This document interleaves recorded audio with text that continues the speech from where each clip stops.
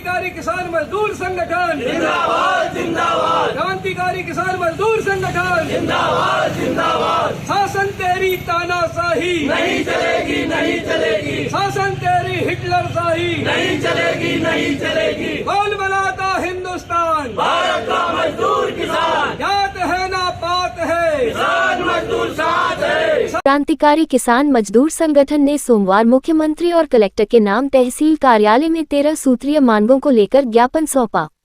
वही कार्यकारी अध्यक्ष बृजमोहन पटेल ने बताया कि कई सरकार आई और चली गई, लेकिन किसानों की समस्या ज्यों की त्यों बनी रहती है। सरकार क्यों समय से पहले खाद, यूरिया, पानी, बिजली की व्यवस्था नहीं करती। इस बार अगर ऐसी ही स्थिति रही तो किसान संगठनों के द्वारा गांव-गांव जाकर चुनाव का बहिष्कार या एक बड़ा आंदोलन कर सकते हैं।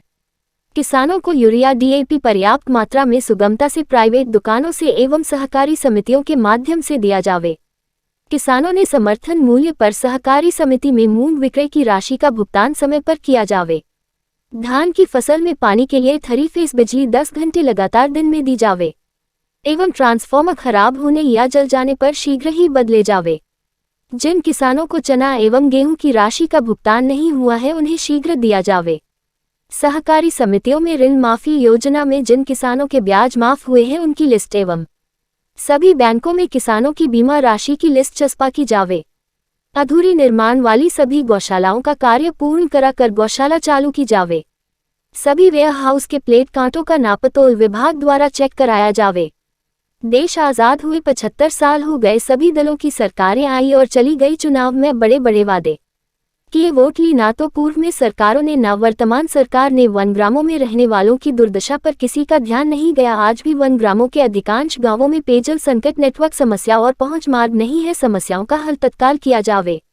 इस अवसर पर क्रांतिकारी बृजमोहन पटेल, संतोष नागर, धर्मेंद्र पटेल, प्रमोद गौर, नितेश चंदेल, मदन सिंह उइके, अर्जुन पटेल, प्रदीप यदुवंशी आदि कार्यकर्ता शामिल रहे।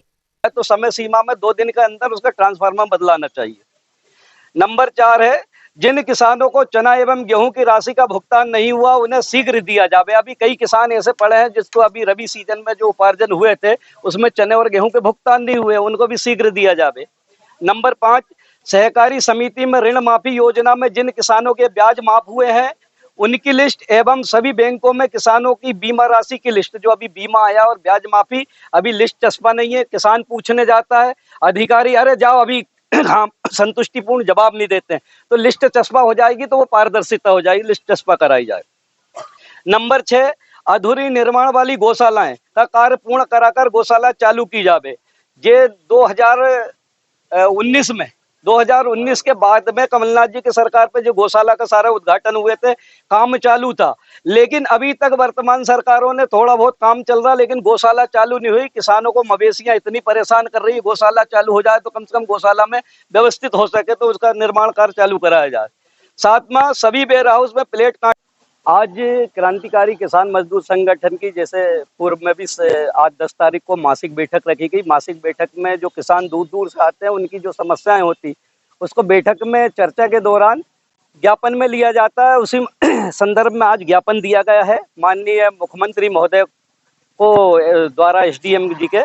तो हमारी प्रथम मांग है, जैसे अभी वर्तमान में यूरिया डीएपी की सबसे अधिक जरूरत है और अभी भी ये है कि किसान लाइन लगा हुआ, पहले भी देखा तो 4 महीने लाइन लगा, अब ऐसे लाइन लगा रहेगा खेत में कब काम करेगा। और फसल को जब आज यूरिया डीएपी की जरूरत है और 4 दिन बाद, तो हमारी मांग है यूरिया डीएपी प्राइवेट दुकानों पर भी और सहकारी समितियों में भी सबको बराबर दिया जाए और सुगमता से किसानों को मिले, लाइन लगाने की जरूरत ना पड़े। पहली मांग ये है। दूसरी मांग हमारी है, किसानों को समर्थन मूल्य पर सहकारी जो मूंग की खरीदी हुई है, उपार्जन हुआ है, अभी गेहूं चने के पैसे नहीं आए। ये लापरवाही नहीं होना चाहिए। गेहूं किसानों ने मूंग बेचा है तो उसका समय पर भुगतान 7 दिवस के अंदर जैसा होता है वैसा 7 दिवस के अंदर उसका भुगतान होना चाहिए, ताकि किसान अपनी जो आर्थिक समस्या से जूझ रहा है उससे निजात पा सके।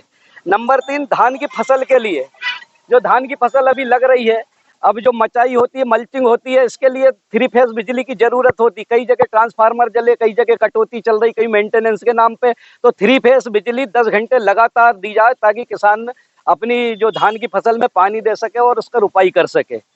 नंबर 4, जिन किसानों ने गेहूं और चना जो अभी रबी सीजन में उपार्जन किया था उनकी राशि का भुगतान, अभी कई किसान ऐसे हैं जिनकी राशि का भुगतान नहीं हुआ। किसान कोई धनाढ़ तो है नहीं, कि अडानी अंबानी है, जो किसान अपने खर्चे से बेचारा ब्याज ले लेके पैसे काम चला रहा है, उसके अभी भुगतान नहीं हुआ। जिला सहकारी बैंक में जिन किसानों के खाते के वो उसके चने गेहूं के पैसे चले गए, जिला सहकारी बैंक में जाते हैं तो 10,000 5,000 रुपए हफ्ते में 3 दिन दिए जाते हैं। ऐसे में किसानों का काम क्या चलेगा? 5,000 का तो एक दिन में डीजल भी नहीं पूरता ट्रैक्टर के अंदर, तो उसका आरटीजीएस किया जाए। किसानों को जो भी पैसे है उसका तत्काल आरटीजीएस किया जाए। अधूरी जो गौशालाएं पड़ी है, अब गौशाला बनते हुए 5 साल हो गए। कमलनाथ जी के टाइम से गौशाला बन रही थी, लेकिन आज पूरे 5 साल होने के कल परसों चुनाव आ गए हैं, लेकिन अभी गौशाला का कार्य पूरा नहीं हुआ। गौशाला की हमारी जो अधूरी गौशाला पड़ी है उसका पूर्ण कार्य किया जाए, और उसमें ताकि हमारी गौ माता है उसमें रह सके और किसानों को भी निजात मिल सके। रात दिन किसान खेत में घूमते फिरता है देश को। और तीसरा 8वां मुद्दे तो बहुत सारे हैं। 8वां, देश आजाद हुए लगभग 75 साल हो गए। कई दलों की सरकारें आई, कईयों की चली गई, और अभी वर्तमान में भी है। वोट लेने के लिए बनग्राम दिखता है, लेकिन काम करने के लिए बनग्राम नहीं दिखता। अभी डिजिटल इंडिया की बात करते हैं, बनग्रामों में आजकल सब नेटवर्क के इशू, नेटवर्क से काम होता है। वहाँ नेटवर्क इशू इतना है, वहाँ टावर लगाने की मांग है, टावर लगवाया जाए। दूसरा, वहाँ पे रोड नहीं है, पहुंच मार्ग नहीं है। वोट लेने के लिए तो आप चले जाते, बड़े बड़े वादे कर लेते हो, तो उनका तत्काल पहुंच मार्ग बनवाया जाए।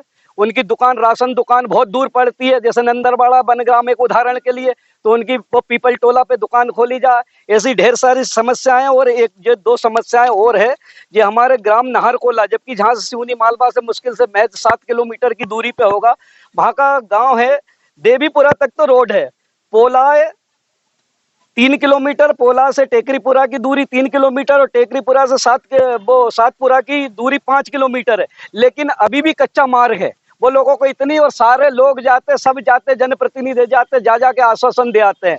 लेकिन हम आपसे वो कर रहे हैं, अगर ये रोड नहीं बना तो अभी हमारे ग्राम के लोग भी आए हैं, और वो क्या कहते हैं उसके बारे में क्या है, उन्होंने तो मेरे से बोला है कि चुनाव का हम बहिष्कार करेंगे। अब उनकी जबान से सुनिएगा। दूसरा, ग्राम टेकरीपुरा में मुक्तिधाम नहीं है। अब मुक्तिधाम, अब जब कीचड़, मुक्तिधाम नहीं है, अब आदमी कीचड़ में ना तो ट्रैक्टर टाल निकल सकते ना कुछ भी। अब मुक्तिधाम भी नहीं है, वहां पे आदमी मुक्तिधाम बनवा जाए तत्काल, सभी गांवों में बना, वहां भी बन जाए। ग्राम पंचायत नाहरकोला, पोला, टेकरीपुरा, सातपुरा की दूरी, इसलिए राशन दुकान खोली जाए। और एक गांव और है जो ग्राम जीजलवाड़ा है, कोटला खेड़ी, जो जीजलवाड़ा से कोटला खेड़ी का रास्ता है गोहा, वो भी अभी तक नहीं बना। और ग्राम भिलाड़िया से तोरनिया का एक गोहा है, वो भी अभी तक नहीं बना। तो जो इन सब सारी समस्याओं को लेकर आज ज्ञापन दिया है, और ज्ञापन के माध्यम से हम सरकार को बताना चाहते हैं, नहीं तो आंदोलन का सरकार को सामना करना पड़ेगा। जो आपके माध्यम से हम बता रहे हैं। धन्यवाद।